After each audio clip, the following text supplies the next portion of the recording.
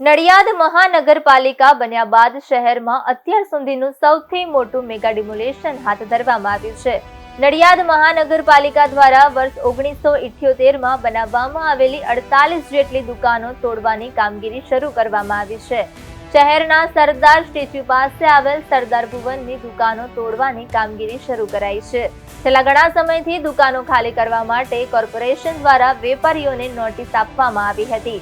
વેપારીઓને નોટિસ મળતા મામલો હાઈકોર્ટ સુધી પહોંચ્યો હતો। જો કે તમામ પ્રક્રિયા પૂર્ણ થયા બાદ અંતે કોર્પોરેશન દ્વારા ડિમોલેશનની કાર્યવાહી હાથ ધરવામાં આવી છે।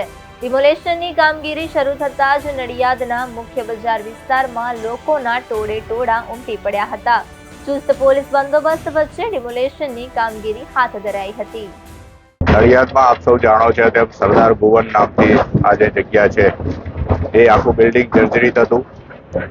સમય પણ થઈ ગયો હતો અને બેઝ વગરનું આ બાંધકામ લાંબા સમયથી ઊભું હતું।